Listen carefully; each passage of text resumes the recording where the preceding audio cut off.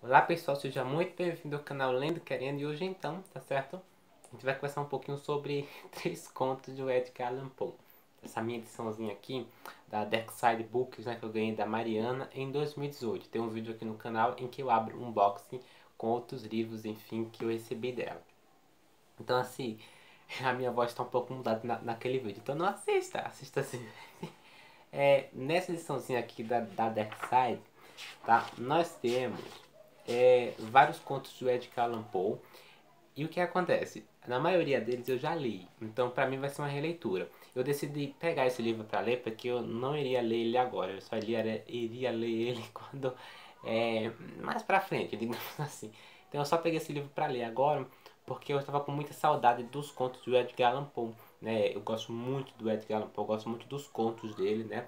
De Edgar Allan Poe eu já li, sei lá, vários contos dele em antologias diferentes, então assim, eu já li aquela da Histórias Extraordinárias, né? Eu peguei na escola esse livro, tá bom?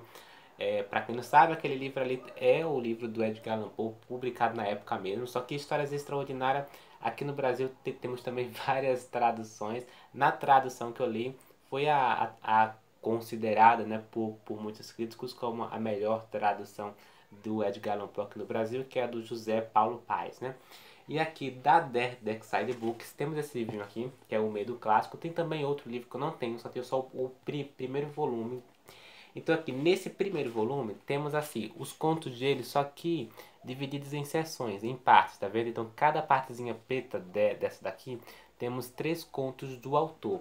Então eu vou fazer o seguinte, eu vou tentar conversar com vocês sobre essas partes aqui no canal. Então vocês vão ver aí muitos vídeos de Edgar Allan Poe aqui no canal. Pelo menos, pelo que eu contei aqui, um, dois, três, quatro, cinco, seis, uns 6 ou 7 vídeos desse livro aqui, Medo Clássico. A começar por esse.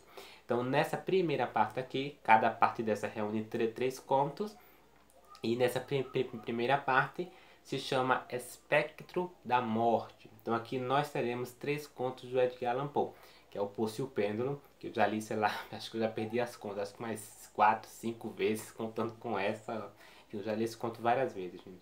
A Queda da Casa de Usher, que continua sendo, na minha opinião, o melhor conto do Edgar Allan Poe, dentre todos os que eu li, mas não dá para saber tudo que eu li, porque tem muitos contos que não foram totalmente, digamos, traduzidos aqui no Brasil. Então eu já observei em algumas coletâneas em inglês que eu tenho no Kindle, que eu baixei aí na internet da vida, é que você encontra também na Amazon aí, essas coletâneas com todos os contos do Edgar Allan Poe gratuitamente. Só que eu observei que tem muitos contos que eu não achei aqui no Brasil não. Então, o meu inglês não é suficiente para ler Edgar Allan Poe, ele usa palavras muito difíceis e você precisaria ter uma bagagem literária em inglês bacana para ler Edgar Allan Poe, tá bom? Um inglês avançado ou bem intermediário assim, porque é um inglês complicado. Então, assim, eu por exemplo, não consigo ler os contos dele em inglês, humildemente falando, certo? Mas o que acontece? A Queda da Casa de Usher, que eu já li também várias vezes, continua sendo, na minha opinião, o melhor conto do autor, sem dúvidas algumas, e é considerado também por muita gente como o conto de terror, né, do Nova York não, dos Estados Unidos, algo do tipo.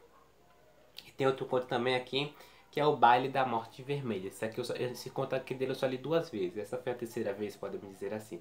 Esse conto é espetacular também. Então assim, é muito difícil eu não gostar de um conto do Edgar Allan Poe. Creio que eu gosto de todos eles, tá? Aqui, dentre essa parte aqui do livro, O Espectro da Morte, esses três contos aqui, O Poço e o Pêndulo, A Queda da Casa de Usher e O Baile da Morte Vermelha, digamos que os dois primeiros são os meus favoritos, tá? Eu gosto muito do Poço e o Pêndulo e adoro, adoro, adoro, adoro A Queda da Casa de Usher, que é espetacular. É o que eu mais gosto dessa parte aqui, tá? Então é o seguinte, ok? Nessa edição aqui da Darkside, a primeira coisa que eu vou comentar, já estamos em 4 minutos de vídeo, eu não tenho pressa com esse vídeo também. Então assim, é que eu me surpreendi em primeiro contato com a tradução. Eu não imaginava que, assim, eu não li os contos no original, então eu não vou poder dar uma opinião assim, né? Ou a grande opinião, não. Só vou dar uma opinião mesmo de leitor, tá bom? Eu gostei muito da tradução, por mais que eu não tenha lido no original. Então eu gostei muito. Você nota que foi um trabalho muito bem feito, tá bom? A tradutora desse livro aqui que faz também a introdução desse livro. E é uma introdução espetacular, assim, é maravilhosa. É a Márcia Heloísa, né? Creio que ela também já traduziu outros livros da Darkseid. Então, assim, a Márcia Heloísa fez essa introdução aqui em 2017, creio eu, tá? Tá o anozinho aqui em 2017. E é uma introdução incrível, gente, tá? Incrível mesmo, muito bem feita. E a tradução foi do meu gosto, eu gostei. Assim, eu não li nos originais, mas pelo que eu li aqui, né, nessa tradução aqui, eu gostei. Eu não vi, assim, erros, digamos assim, que muitos aí estão falando da Darkseid. É porque essa má tradução da Darkseid, ela se tornou uma ideia que um tanto que generalizada para muita gente, né? As pessoas já associam a imagem da editora com a má tradução, a má revisão, algo do tipo. Eu não sei porquê, mas eu não notei erro, pelo menos nesses 3 contos aqui que eu li, não. Tá, então vamos lá, vamos começar aqui pelo primeiro conto, que se chama O Poço e o Pêndulo. Esse conto ele foi publicado em...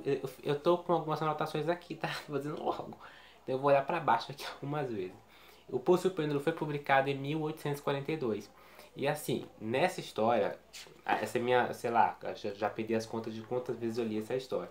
Continua sendo um conto esplêndido. E o maravilhoso desse conto é que é um conto que não tem muita história, na verdade, né? É um conto que se trata, vou contar depois a gente parte aqui para algumas descrições aqui dessa minha releitura. Eu não vou dar spoiler, tá, gente? Pelo menos eu não quero dar spoiler. Se eu for dar spoiler, eu vou avisar, vocês pulam uns segundos aí do vídeo, tá tudo bem. Então, assim, nessa história aqui iremos conhecer esse homem. Se passa, né, uma coisa que não tem como você se esquivar aqui é do contexto histórico. Então aqui esse conto ele vai se passar na Espanha inquisidora, e no momento, né, inquisitorial, podemos dizer assim. E temos um personagem aqui que eu não consegui ver o nome dele, mas ele é o narrador da história. Esse aqui é um conto narrado em primeira pessoa por esse personagem que foi julgado pela Inquisição ali. A Inquisição determinou, e isso a gente vai saber logo no início, por exemplo, aqui vai ser dito: a sentença, a temida sentença de morte foi a última coisa que alcançou os meus ouvidos, Então assim, deu essa sentença para ele de ele ficar ali num calabouço. Então assim, vão colocar esse personagem num calabouço. É uma coisa terrível, porque a gente vai acompanhar todas as sensações desse personagem nesse calabouço. Mas o que é que tem de terrível nesse calabouço, velho? Primeiro, a escuridão total dele. Nós vamos ver aqui algumas brechas de luz, né? Mas nada que se comparem, tá bom? A, sei lá, a você sair pela rua em pleno sol, sabe? Não. É a escuridão total, ele vai ver imagens, pinturas, né, desenhos de demônios, sabe, de coisas assim assustadoras mesmo. Eu rezo para que vocês não estejam assistindo esse vídeo à noite. Ou assistam à noite, é melhor ainda, que vocês já acordam cedo amanhã. Mas o que acontece? Então essas imagens perturbadoras e tudo mais, deixa ele todo acuado, enfim. E esse é um conto feito por sensações. Então teremos aqui as impressões desse personagem mesmo. Olha. Iremos acompanhar a descida dele nesse calabouço. Todas as sensações, os momentos de delírio, os momentos de loucura, enfim, tudo isso. E aí temos essa descriçãozinha aqui. Ao voltarmos à vida após um desmaio, experimentamos 2 estágios. Primeiro, um senso de existência mental ou espiritual. Segundo, de existência física. Então a gente percebe até o físico do personagem dele. Foi jogado ali para sofrer todo tipo de tortura que vocês consigam imaginar. Tortura física e tortura mental, né? Que é que podemos ressaltar aqui, né? E assim, é uma coisa maluca que acontece com esse personagem narrador, né? Então ele vai sentindo toda a penumbra do local, sabe? Todo o ar fantasmagórico daquele local mesmo. Ele até pensa que tem alguma coisa a mais ali naquele calabouço. E na verdade tem. Ele vai conseguir fugir da morte ali em diversos momentos, mas em um momento aqui é muito destacado, que é um poço. Nesse calabouço ele tem meio que uma abertura, um buraco, em que se ele desse mais um passo ali, ele acabava morrendo, tá bom? Ele acaba até contando isso, e quando chega nesse momento dá até aquele frio mesmo na barriga, né? Ele consegue escapar ali da morte no poço, né? E ele vai contando assim, coisas incríveis. Olha, veja só essa descrição aqui. Ó. Enquanto continuava a seguir em frente, com cuidado, uma miríade de vagos rumores acerca dos horrores de Toledo condensou-se em minha mente. Recordei-me que nas masmorras circulavam estranhos relatos que sempre julgara como meras fábulas, tão estranhos e macabros que só podiam ser contados aos sussurros.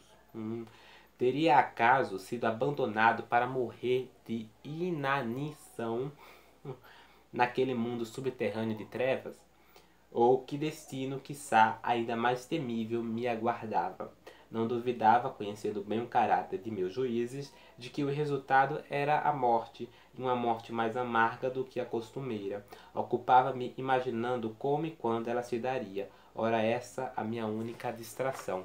Perceba que esse é um conto, como eu falei, mais por sensações mesmo, impressões, pensamentos do personagem, sabe? Divagações dele, delírios dele mesmo. Não, assim, é assim que se passa o conto.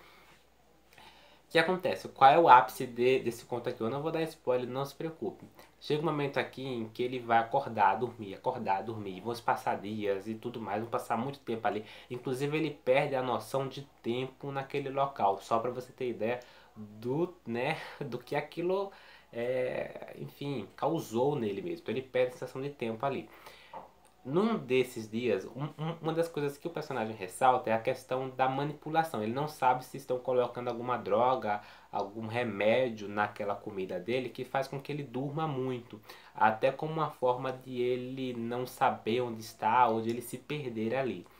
E numa dessas, enfim, num desses momentos em que ele dorme e acorda, subitamente, por assim dizer isso. Quando falo subitamente, assustado, porque ele vai acordar e vai perceber que está numa cama e que está amarrado. E assim, ele está completamente amarrado. Só que isso não é o perturbador aqui na história, porque ele poderia morrer ali de fome. Não, o mais perturbador é que ele olha para cima, consegue ver algumas imagens ali de um relógio e ao lado desse relógio ou dentro desse desenho, algo do tipo, ele vê simplesmente, certo? Um pêndulo. E assim, pra quem não sabe o que é o pêndulo, é aquele negócio de metal, né? Cortante, né? Se você encosta naquilo ali, você se corta por inteiro. Então, se aquilo passa, então, se você passa por aquilo ali, o que vai sobrar de você, sei lá, é carne e sangue jogada pra tudo que é lado. Então, assim, então ele tá naquela cama todo amarrado, olha pra cima e vê um pêndulo, né? Só que o pêndulo ele está em constante movimento. Eu não sei se sofre algumas paradas aqui esse pêndulo, não vi. Olha, até uma anotação aqui bem bacana. Olha, a lâmina descia em um ritmo constante. Aproximando-se, eu experimentava um prazer perverso em contrastar sua velocidade descendente com a lateral, para a direita, para a esquerda, em um amplo movimento. E o som que produzia parecia o grito lancinante de uma alma condenada ao inferno. Descia rumo ao meu coração, com o passo furtivo de um tigre. Eu alternava gargalhadas e urros conforme uma ou outra ideia se tornava predominante em minha mente. E aí ele vai, nessa tradução aqui temos assim, eu não sei como isso ficou no original, mas isso aqui causou arrepio. A lâmina descia, sempre incessante, sempre inevitável. Eu afava e me debatia a cada vibração. Encolhia-me em convulsões a cada oscilar do pêndulo. Meus olhos acompanhavam o pêndulo de um lado para o outro com a avidez do desespero mais despropositado. Eles se fechavam espasmodicamente na descida do pêndulo, embora a morte pudesse ser um alívio. Ah, um alívio inexprimível. Não obstante, todos os meus nervos estremeciam ao pensar que bastaria que a máquina descesse um pouco mais para precipitar o machado afiado e brilhante sobre meu peito. Era a esperança que estremecia meus nervos, que fazia o corpo inteiro encolher. Era a esperança que triunfa em meio ao sofrimento, que sussurra nos ouvidos dos condenados à morte, até mesmo nas masmorras da Inquisição. Então assim, eu não vou contar mais nada não, mas é perturbador. Então ele vê esse pêndulo ali oscilando, né, em movimentos constantes ali, com o intuito de cortar o peito dele. Aliás, com o intuito não, porque ele não tem intuito, né, mas ele tá ali se aproximando cada vez mais do corpo dele. E uma das coisas que você vai notando é a sensação, né? Enfim, o que aquele pêndulo causa no personagem naquele momento ali em que ele está naquela cama, amarrado, e vendo que a morte se aproxima mais dele, é algo constrangedor para o leitor e para quem está passando por isso. Imagine você numa situação dessa. Não é à toa que o que mais é ressaltado aqui é a questão de que ele preferia 1000 vezes a morte do que aquela sensação. Porque imagina, você está numa cama, o pêndulo a cada momento tentando se aproximar do seu corpo e a gente sabe, quando se aproxima ali, o que aqui sobra é carne e sangue para todo lado, porque iria cortar o corpo dele. Eu não vou dizer o final desse conto, né? Mas assim, é um final interessante. É um final que eu gostei muito, digamos assim. Se afasta muito das histórias de terror de uma certa forma, quando você para pensar no momento histórico aqui desse conto, no contexto histórico em que a história se passa. É um conto bacana, eu gosto muito. E, como eu falei, esse é um conto que não tem muita história, né? O personagem cai num calabouço, vê poço e do nada está ali amarrado numa cama com um pêndulo em constante movimento, tentando estraçalhar o corpo do personagem por inteiro. Esse é o conto. E quando chega no final você vai saber o que é que vai acontecer. Será que esse personagem vai realmente morrer? Mas uma coisa que eu percebo mais nos contos de Edgar Allan Poe, e contos tão bons, tá bom? Porque Edgar Allan Poe é um pioneiro em diversas coisas, em mistério, em ficção científica, em horror, terror, pioneiro inclusive na questão do imprevisível também, tá? A gente nota isso no Gato Preto e em outros contos do autor, mas nesse conto você percebe isso também. Tudo te leva a crer que o personagem vai morrer ali, mas Edgar Allan Poe tem aquela coisa da imprevisibilidade em diversos contos. Isso também acontece nesse aqui. É espetacular. Leia e ouça muito bem a data. Esse conto foi publicado em 1842. O próximo conto em que nós vamos conversar hoje, que é o meu conto favorito do autor, esse já perdi as contas de quantas vezes eu li esse conto. É A Queda da Casa de Usher. Esse conto foi publicado em 1839. Perceba que foram 3 anos, eu não sei a data especificamente, né, um mês e dia, mas tudo dá aquele ali que foi 3 anos após, ou 2 anos e alguma coisa após. Antes, no caso, né? Antes da publicação do Poço e o Pêndulo. Então, assim, esse conto foi publicado antes. Temos tudo a crer que esse conto aqui seria um dos piores do autor, mas na verdade esse conto aqui é espetacular. A Queda da Casa de Usher, tá certo? Tem esse desenho aqui da casa, que não se aproxima muito ao que eu imagino da casa, tá bom? Não chega ao que dá a entender da casa, não. Mas de qualquer forma, você consegue tirar alguma coisa dessa imagem aqui. Tá? Esse é um conto aqui que também tem o seu pioneirismo, digamos assim. Como eu falei, Edgar Allan Poe é um pioneiro em diversas coisas. Inclusive também, eu acabei esquecendo de dizer, ele foi pioneiro, tá bom? Nas histórias de detetives, né? Com seu personagem Dupin, né? Enfim, para quem não conhece o Edgar Allan Poe, esse aqui. Esse retrato aqui do autor já diz muito sobre ele. Essa imagem aqui é considerada uma das mais, enfim, terríveis, né? Dentre os autores clássicos, né? É uma imagem perturbadora, era isso. Ele tinha um ar mesmo de mistério, né? Enfim, de que ele era muito estranho, gente. A morte dele foi estranha e isso define muito a morte a morte de Edgar Allan Poe foi estranha e esse estranho, né, define muitos contos do Edgar Allan Poe. Mas enfim, nesse A Queda da Casa de Usher, o que é que nós vamos acompanhar aqui? Eu fiz algumas anotações porque eu preciso de entender mais. Ó. Iremos acompanhar esse narrador, tá? E, mais uma vez, um conto narrado em primeira pessoa. Perceba que os grandes contos, esses dois contos grandes do autor, é narrado em primeira pessoa. Isso é interessante, é um fato interessante.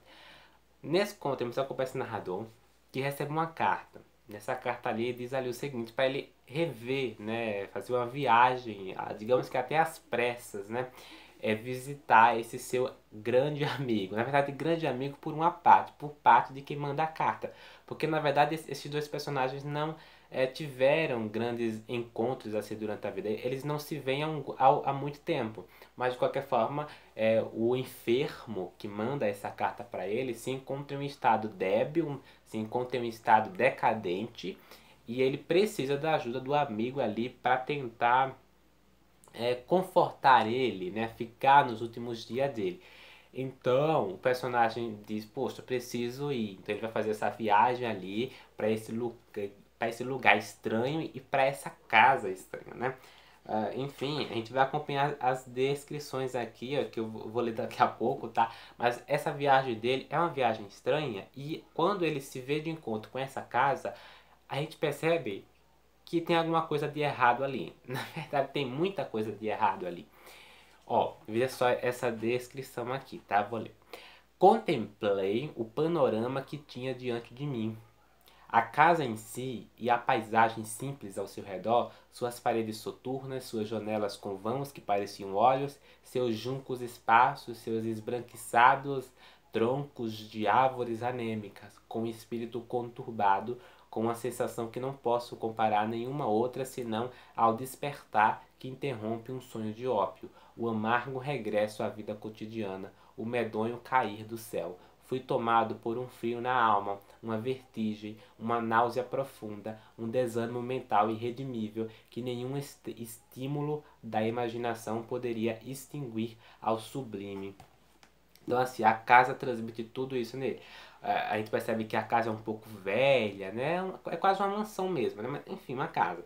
Enfim, em um dos detalhes que ele percebe muito aqui nessa casa, a impressão que ele nota ali logo de início, e vale ressaltar ali para o leitor que preste atenção nos detalhes dessa casa, é a rachadura. Então a casa tem uma rachadura ali do telhado até o lago, porque ela tem um lago ali.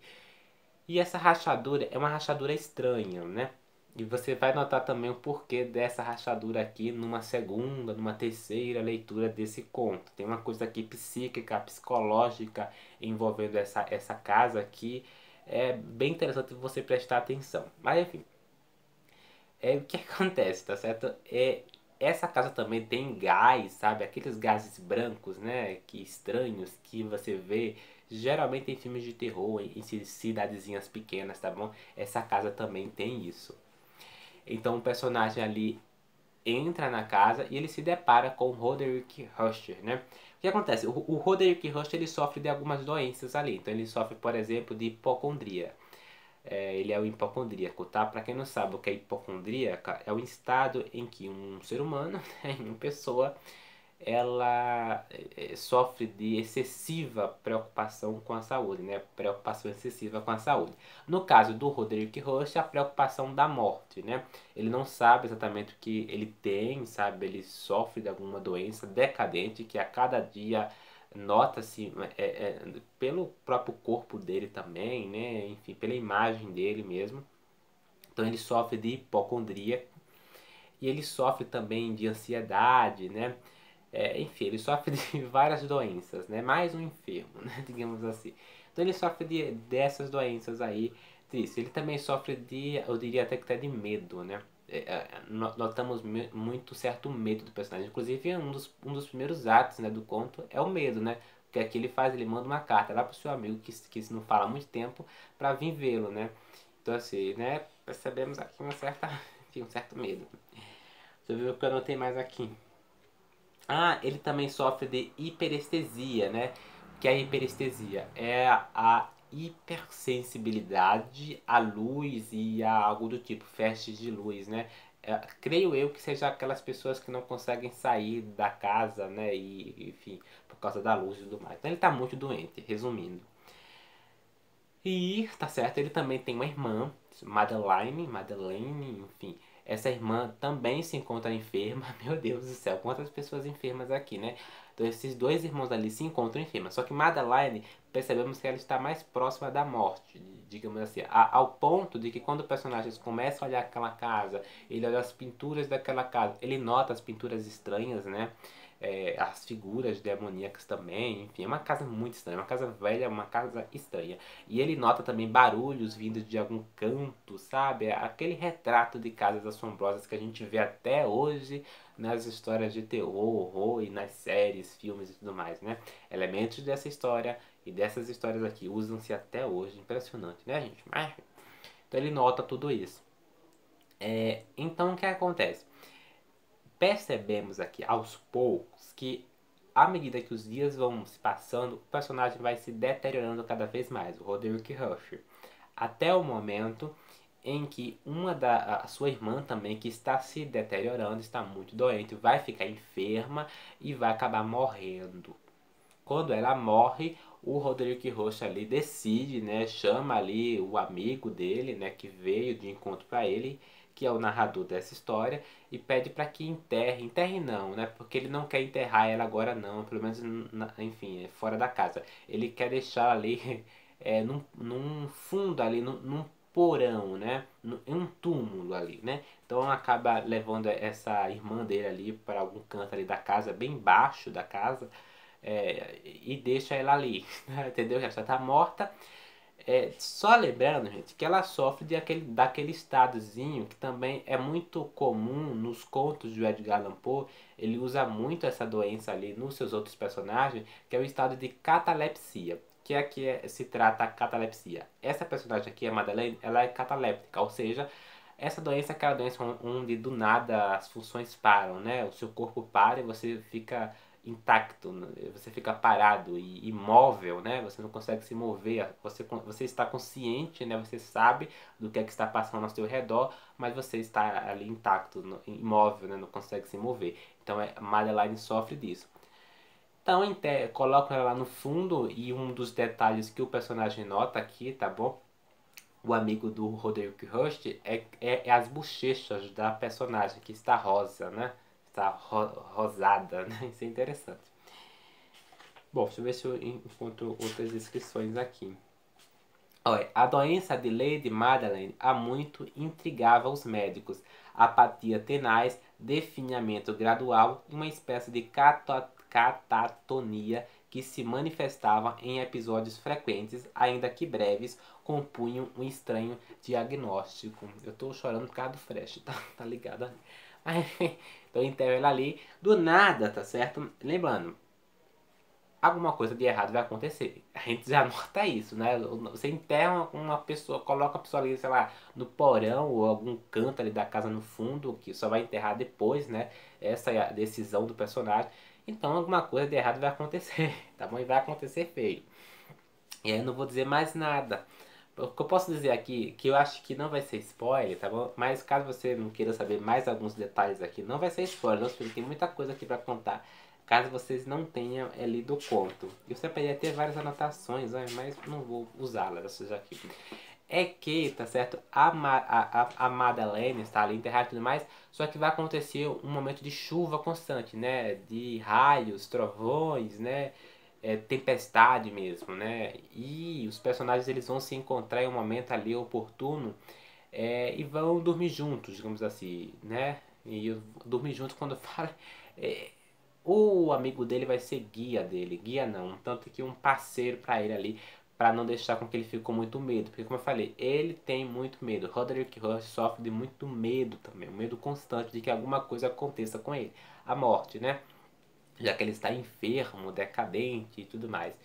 Então essa noite de tempestade e tudo mais faz com que os dois personagens se encontrem ali juntos no quarto e o amigo dele acaba ajudando ali a ele passar por aquela noite tenebrosa. Só que essa é uma noite tenebrosa, tá bom? Onde acontecem coisas estranhas, estranhas, estranhas e você vai precisar ler o conto para saber o que vai acontecer nessa noite. Inclusive o grande momento acontece nessa noite, você vai precisar ler o conto. É um conto maravilhoso, mas se lembra que eu falei que esse é o meu conto favorito do Edgar Allan Poe? Não é à toa, eu já li quase, né, todos os principais contos do autor, como eu falei, esses outros contos que não são tão conhecidos e que não tem tradução aqui no Brasil, eu acabei não lendo. Mas esse, é A Queda da Casa de Usher, ele, na minha opinião, é o meu conto do autor pela sua questão psicossocial, enfim, pela sua questão mais mental mesmo, tá? Psíquica. Temos um fator psicológico nesse conto que é muito interessante, que é a semelhança que essa casa vai tendo na vida daquelas outras pessoas. É como se a casa fosse viva, é como se a casa tivesse voz também. Então, e que ela transmitisse também tudo que os personagens aqui sentem, seja o Roderick Roche quanto a irmã dele, né? Acaba sendo um espelho desses personagens. É uma casa que tem toda uma questão psíquica envolvendo, toda uma questão até que social também, se você para pensar, enfim. Esse é um conto de reações, sensações, mas é um conto que tem muita psicologia. Então, para quem é psicólogo aí, tá bom? Esse vai ser um conto, assim, mas vai ser um conto incrível para vocês analisarem aqui as reações desse personagem, tá bom? Que Edgar Allan Poe coloca aqui. É um conto pioneiro em diversos temas, inclusive tem algumas doenças aqui que só foram ser descobertas ali anos depois da publicação desse conto, podemos dizer assim, né? Bem a tardar, né? E o espetacular mesmo é toda essa questão psicológica desse conto, dos personagens ali, a volta daquela casa, a comunicação que dá a entender que os personagens exercem sobre aquela casa. Você realmente nota que os dois personagens ali se comunicam com aquela casa, sabe? Isso é perturbador quando a gente para pra pensar, tá bom? É como se a casa tivesse vida, sabe?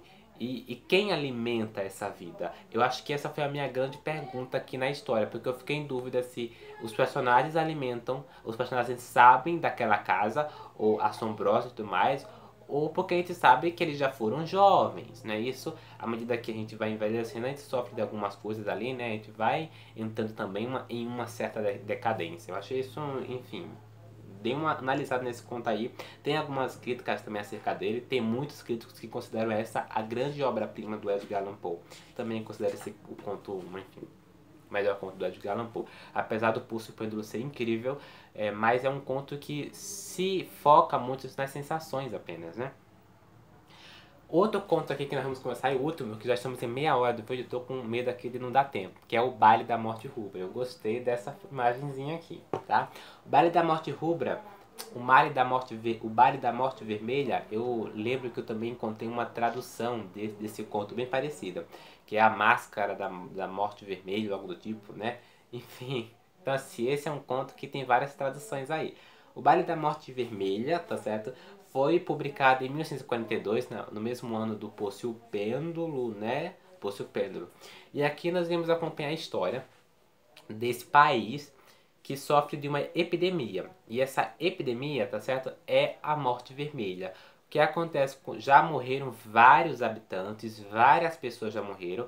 Em menos de 30 minutos, quando essa doença, quando essa epidemia se apossa de uma pessoa, o que sobra dela é apenas sangue. Né? Então não é à toa que o próprio nome da epidemia é a morte vermelha. Só que os habitantes daquela cidade que estão por fora do palácio, né, que estão por fora do reino ali, não se preocupam do reino, né, enfim, do castelo, mas não estão nem aí para o seu povo. Na verdade, o que está por fora, tá bom, do castelo, podemos dizer assim, os habitantes, os pobres, se preocupam muito, querem uma solução, mas os que estão dentro, os que participam da nobreza, os que estão numa posição social elevada, não é isso? E que estão em um domínio de poder muito grande comparado às outras pessoas pobres, né? Enfim, camponesas e tudo mais.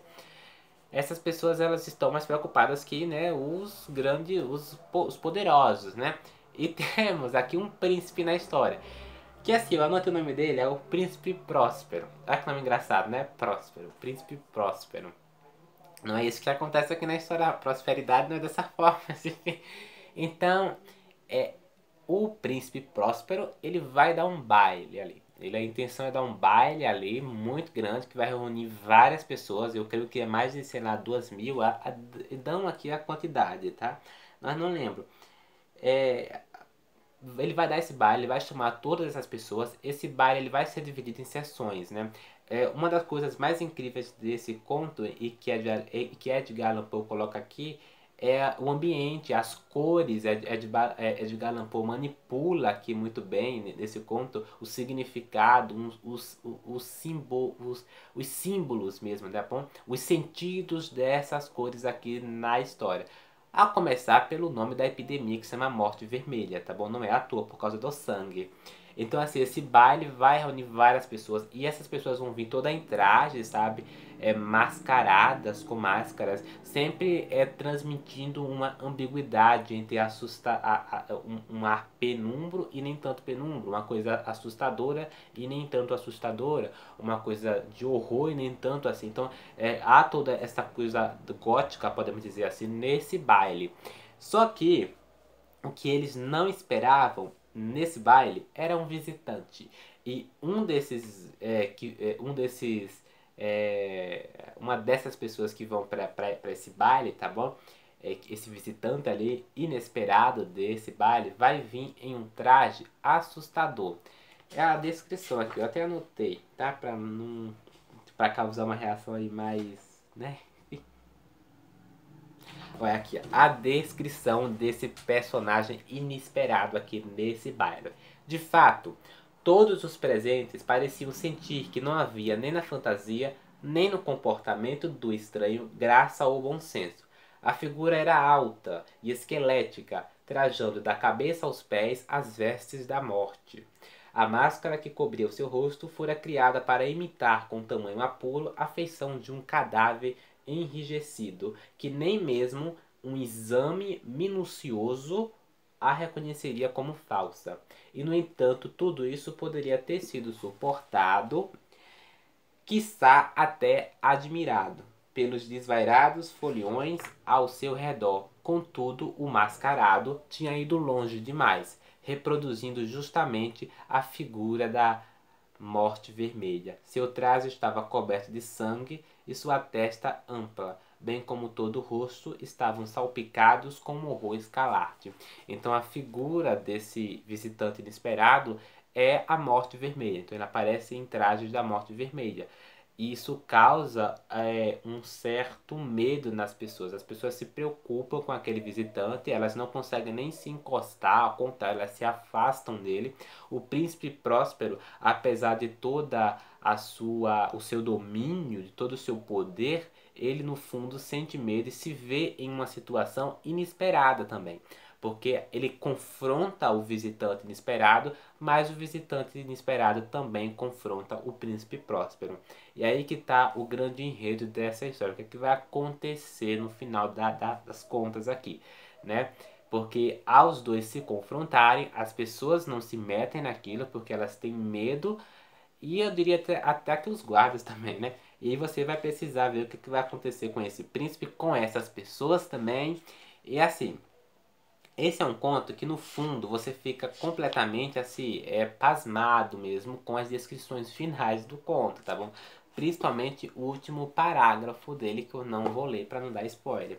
Mas, tá certo? No final das contas você fala, poxa vida, que conto bem feito. É um conto bem curtinho comparado aos outros dois, mas esse aqui é um conto que é muito bem, digamos que traz todos os contos de Edgar Allan Poe são bem, né, construídos, né? Ele liga uma coisa a outra e no final da conta aquilo dá toda aquela sensação no leitor, né? Isso que causa. Uma coisa interessante que eu achei desse conto é o seguinte, ó, o começo dele, né? Por incrível que pareça, o primeiro parágrafo dele, ó. A morte vermelha há muito devastava o país. Nenhuma praga jamais fora tão fatal ou tétrica. Tinha no sangue seu avatar e seu selo, o horror escalarte do sangue, provocara dores agudas, tonturas repentinas e, por fim, uma profusa hemorragia. As manchas vermelhas no corpo e, sobretudo no rosto de suas vítimas, eram os estandartes da peste, que assim os alijava de ajuda e compaixão alheias. O ataque, a evolução e o fim da doença duravam apenas meia hora. Assim, o conto já começa detalhando o que é essa doença. E isso é uma coisa a destacar, porque o principal tema desse conto é a epidemia ou a forma como um governo pode se autodestruir quando ele não pensa na população em geral, quando ele não pensa na doença, na epidemia de um país, né? Quando ele só se preocupa com o seu nariz, quando ele só se preocupa consigo, né? No caso, a palavrinha-chave para isso, tá bom? Que a gente vê muito ela, né? Ouve muito ela, na verdade, egoísmo.